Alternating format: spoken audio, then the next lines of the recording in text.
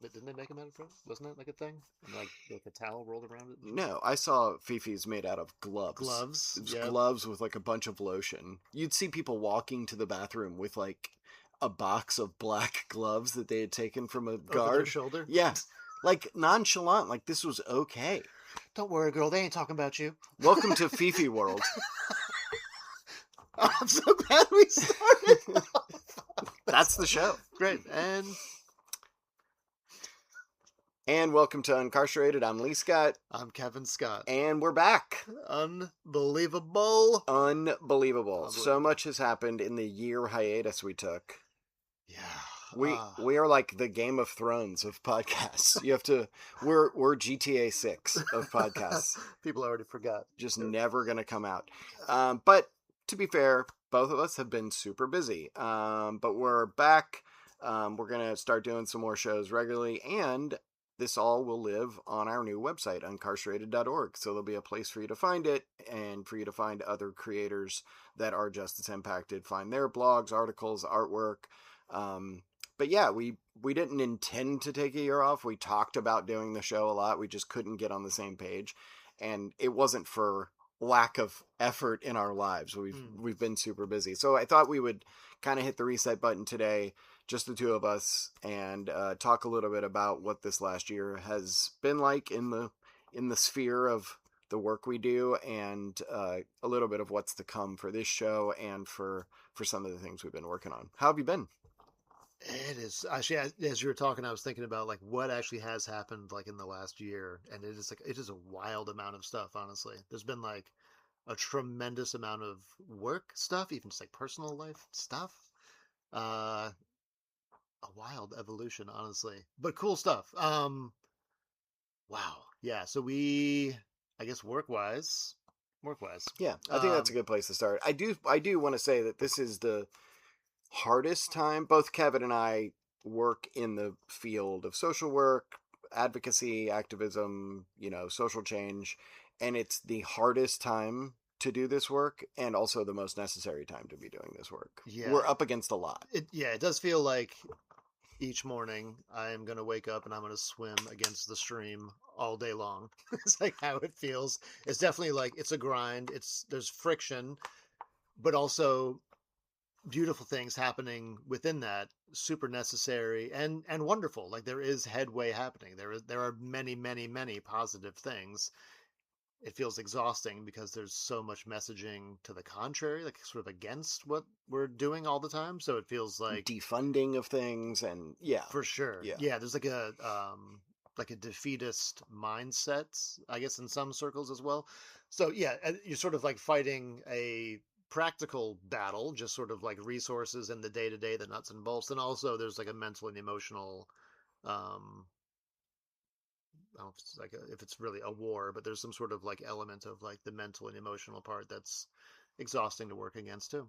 What is the why for you? Like, you got into this because you are formerly incarcerated, you're a justice impacted person.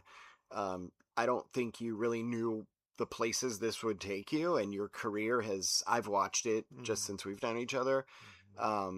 Like blossom and all these amazing projects and conferences and studies. You've changed a lot of lives. You guys at Community Spring have given out over $1 million for just income. But what is the end goal? Like, why do you do this? Because you don't know how to do anything else. Yeah, I mean, it's this or Arby's. That's it. I mean, a lot of it is. I mean, I think my own experience. It was, it was so transformative and like really lit this fire within me that has not gone out. Of like, I really want to fight against this apparatus, these systems that are harming so many people. That just feels like so alive and present still. Of like, I feel compelled to do these things. I want to do these things. Fuck them.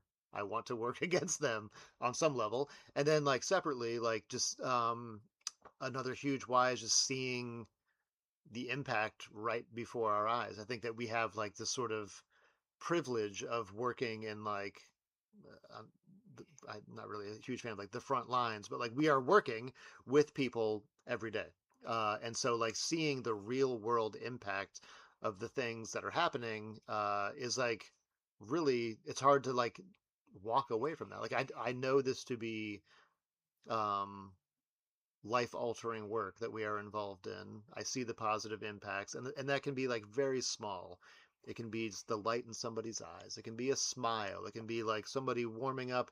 It can be somebody like, oh, I got this money and now I got a bike. I was able to get a house, like things like that. Like I think just the impacts are like hard to ignore. It's hard to ignore. It's very human. It's very regular. It's beautiful. It seems so obvious to us, from going through prison, now coming out on the other side and doing the work we do. So much of what we do is either advocating for less people to be arrested and end up there, better conditions inside, more programs, and then how do we support people as they come home, rehumanize, destigmatize. We touch on a lot of these spaces in the work that we do, and it seems so obvious to us that we should not send this many people to prison. We should not be caging people. We should be treating them better, and we should support them and give them opportunities that they deserve when they come home.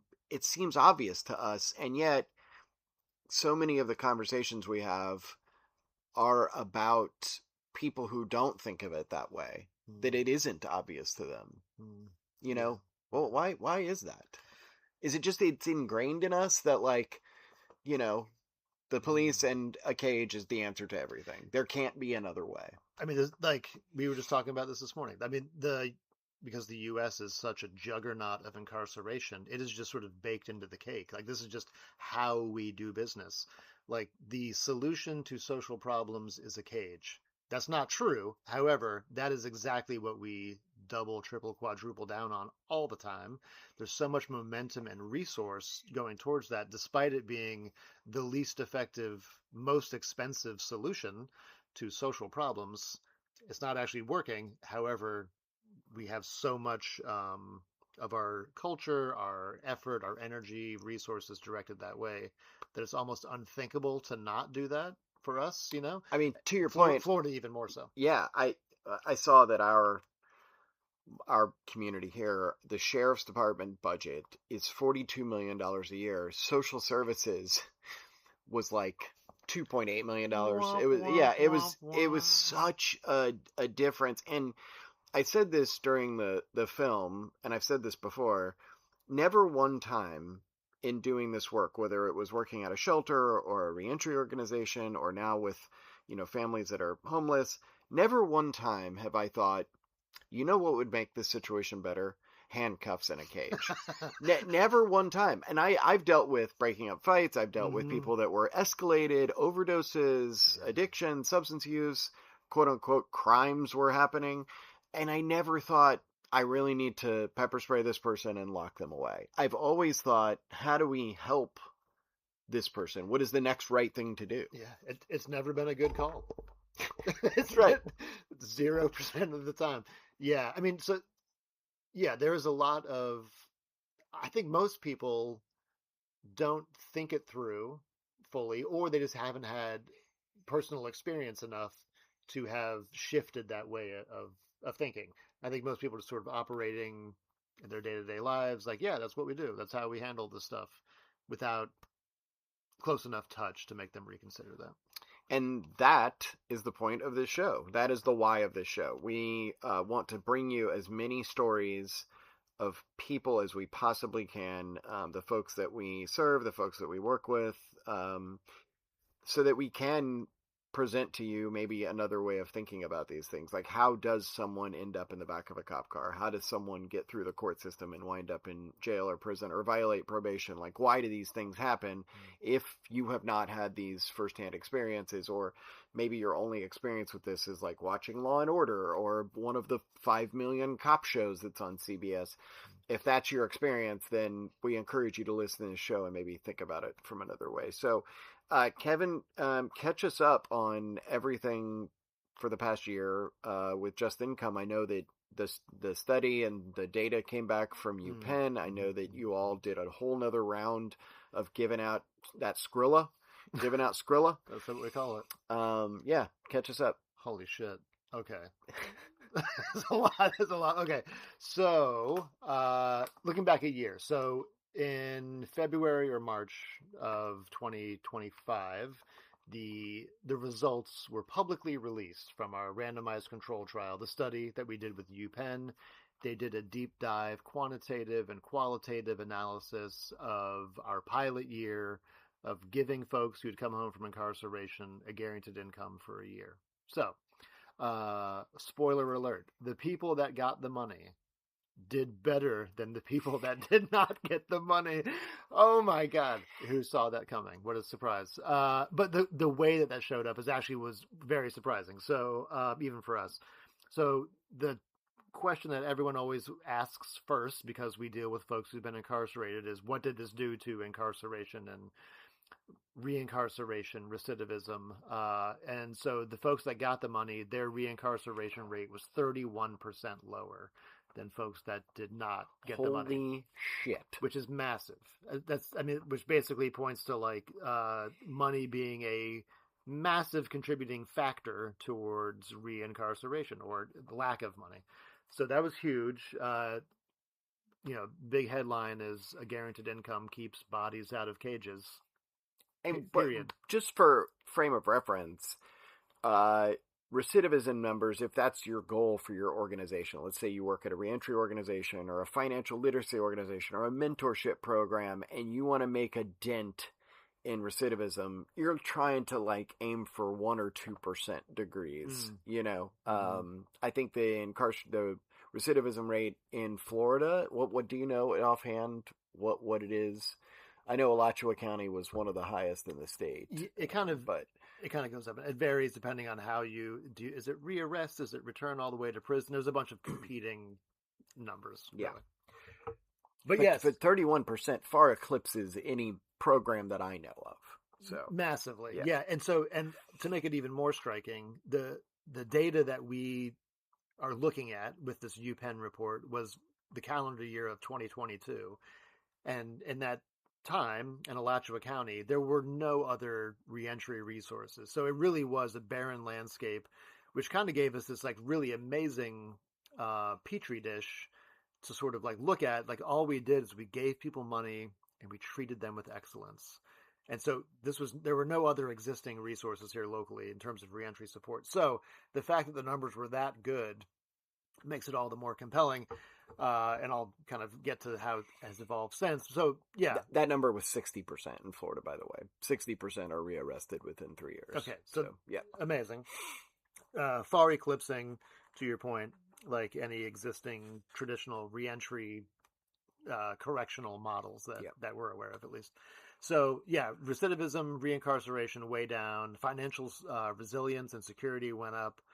Hunger went way down. Well-being, physical and mental well-being went up. Employment, there was not some rash of laziness and people not getting jobs. That's the biggest argument against guaranteed income or universal basic income is, you can't just give people money, they won't work. But that's absolutely not true. It's absolutely not true.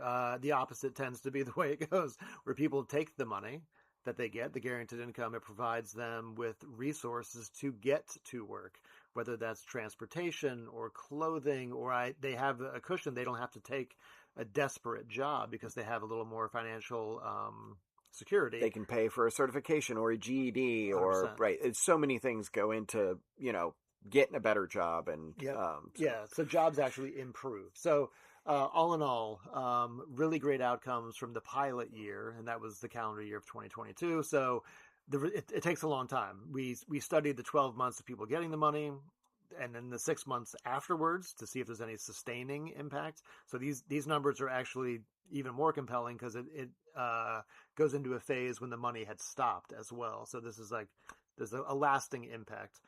Then it took a long time just for the data to get crunched and the report to be written up and all the things. And we worked in collaboration with UPenn. They really did an amazing job of putting this report together. So who was it? Who helped you? You Lucius Calute. oh, Dr. Lucius Calute. Thank you very much.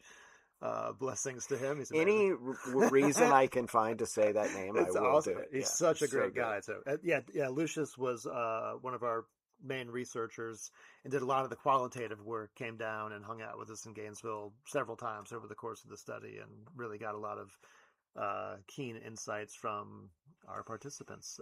So yeah, that the report came out at the beginning of 2025. So a few times last year, I traveled around sharing the information on panels, doing presentations at reentry conferences, guaranteed income conferences. We spoke at Netroots Nation on a panel with other folks that are doing guaranteed income work, specifically around incarceration, folks who've been incarcerated. Yeah, you were at a conference in New Orleans where Bernie and AOC were. You went to Chicago. You went to San Francisco. Kind of all over the place. Yeah. Yeah, it was fun. It was a fun year. Exciting and cool to Gainesville, Florida has sort of led the way on some of this stuff, which is cool. And then also to be in like collaboration with like EAT in Chicago and the ACLU in Louisiana and doing cool stuff. So Do you ever take a step back and go, I am on a panel in Chicago and I was just in a cage a few years ago? it's crazy shit. It's mind blowing. It is crazy shit. Yeah. Yeah. I mean, I remember specifically being in prison. I've said this before, maybe, and looking out a window of the cell. It was hot, a very hot day. It was like one of those like Florida days where like the sun is just an absolute hammer. And it was just like dead, dense air. I remember looking out the window at this like hot patch of dirt and just being like, I'm never fucking getting out of here. Yeah. Like, I will never Yeah. not be in this cage. So all the things happening now feel beyond imagination. I would never have dared to write up what I'm doing now. It would have seemed too lofty. I would have been setting myself up for disappointment if I had aimed to be doing what I'm doing today, Yeah. which is amazing. Anyway, so we have not stopped giving people money. We've 172 people so far. It's like over 1.3 million dollars. But the genius of our participants is that they have given us feedback on how to make it better or ways to modify, basically. So we are now in our fourth cohort, but between cohorts 2 and 3, we made some big changes, and those started in 2025. And basically what we did was we opened up the criteria. So instead of being you had to come out in the last 6 months, you could come out in the last 12 months. That came directly from past participants. And then also we changed the cadence of the payments. Instead of like a monthly disbursement, we now do it in 2 smaller twice a month payments. And that came from past participants. They seem to think that would have a more stabilizing or like smoothing effect as opposed to like, a monthly pop. And it turns out, genius, the results have been even better because of that. So our reincarceration rates are even better than what's in the report. They've continued to improve. Same with ability to save, hunger, on every metric. Things are improving, partially because of how we listened to the past participants, and they have modified and steered this, and we're co-designing with people impacted by the justice system. And then also separately, we have continued to work on policy change. There's a reentry organization that exists here now. There's like just more resources. There's more support. The cash, vital. It's got to be there. Super helpful. But when paired with other resources, it goes farther. Yeah, I many years ago when I was on the radio and Gainesville had a kind of a thriving music scene. Somebody told me that you need 4 or 5 elements to make a music scene work. You need the band's a venue, a label, and a radio station. And for a little while, Gainesville had all 4 or 5 of those things, right? And I think about that with the work we do now. You need the advocacy, you need the support systems, you need a few things to work together for folks. It can't just be like, make better choices. Good luck. Yeah. Cage door open. Good luck. Go get him, Tiger. Right. Yeah. Absolutely. So it's been exciting. And yeah, we just launched in January of 2026, our 4th cohort, which is wild. So far, so good. We get immediate anecdotes from people, like how this money showed up, and it's some of the things that you might expect of like, I was able to purchase like transportation, things like that. What I really like hearing, especially from folks now, is like, man, this really took a weight off. I was able to take my wife out for an anniversary meal. I was able to get my kids a present. I was able to take my granddaughter on a vacation. People just like having like this money, like allowing them the option of just doing ordinary things without feeling like they are going to collapse because they are giving themselves some joy. So that's been cool to see folks kind of reporting like how they've used the money for joyful things as well. Yeah, it's the stuff that you can't quantify. Yeah, for Yeah, sure. yeah. It's hard to put like on a graph. Yeah. But yeah. Anyway, how about you? What's up with you? My life has taken a sharp turn in the last year. No. I changed jobs, which was weird, Okay. and maybe we'll do a whole show about that. Mm. But I'm very happy with my new job, which is great. I work with wonderful people. And I was Community Spring nominated me for the 2026 National Represent Justice Fellowship, and I got it. Yeah, and it was the first year that Represent Justice picked two people from the same community, and they picked our good buddy Julius, Amazing. who hopefully is going to join us as a regular on this show as well. So Julius is the community outreach person for Community Spring. He's a good friend of ours. Both of us got nominated. We thought that only one of us would get it. And, we would have to be like super happy for the other person, but also secretly very upset about it. Yep. And we both got it. So him and I have flown back and forth to LA. I'll kind of give you an overview of what Represent Justice is. They're an amazing organization. They've been around for about 5 years. It basically was born out of this film with Michael B. Jordan that was a true story of someone's prison experience. What was the name of that? Just Mercy? Yeah, Just Mercy. Yeah. That's right. Great book, great movie. So the crew that worked on that film, a film usually has about 6 months of promotional shelf life. And they did a screening for President Obama and all sorts of wonderful things. And that group was basically like, how do we keep this going? And so they started this organization that produces original content, but they also pick 8 to 10 formerly incarcerated people a year out of thousands of applicants. And they bring you in, and for a year, they give you every support system possible, a tutor from Sundance, a producer, to take your story and try to ultimately have a policy shift. This year's 4 domains that they were focused on were youth justice, reentry, LGBTQIA, and the prison system, and then alternatives to incarceration. And so they are like kind of the core of what they believe is in narrative change, which is, again, a lot of what this show is about. And so I just got done filming. Kevin helped me. It was great. And so I'm in the editing phase now. In July, we'll have a big red carpet in LA, a big premiere. And then from August to December, we'll be on an impact campaign. The focus of my film is basically how to reduce incarceration at the first responder level. And so we're responding to way too many things with an armed or punitive response than we need to. And so communities around the country have moved to a compassionate arm that can be dispatched through 911 or 988. And that can look like a bunch of different things. It can look like a mobile mental health response team. It can look like something that's run out of the fire department that has a EMT, a social worker, addiction professional. And it's really not just a way to go, okay, we didn't have to arrest you and take you to jail for this like low acuity call, 911 call, but also we were able to do the opposite of that and connect you to the support or resources you need that got you into this mess in the first place. So awesome. Yeah, That's so amazing. Super excited. Yeah, and the name of the film, Uncarcerated. Genius. Yeah, that's right. Branding genius. Genius. That's all. So amazing. Like massive congratulations to you and Julius both.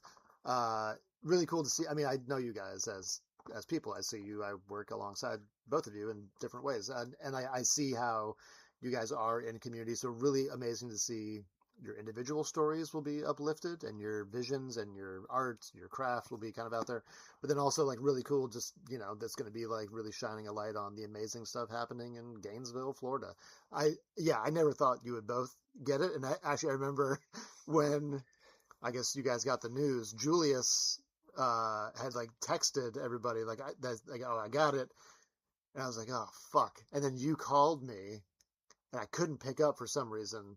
I remember being like, "Oh fuck, I'm gonna have a really hard conversation with this Yeah, dude yeah. in a second." But then there was like I think maybe like a follow up, like I got it. I was like, "Holy shit, they picked both of them. That's really amazing." Which and also it speaks to you guys as individuals that you kind of rose through that selection process. But then also, like I was saying, like just like really cool to see what has been built here in Gainesville and like so much led by people who spent time in cages who are now kind of guiding and leading and doing like really important things here, and like hopefully we'll get a little more shine on Gainesville coming up. Really awesome. Absolutely. I mean, this is not my story is not special enough to make a movie out of it. Yeah, it is. What is true of my story is that it's so many people's story. Mm, When I got to prison, I thought, man, I had like an awful trauma that I did not have the tools to care for myself or respond in a quote unquote healthy way.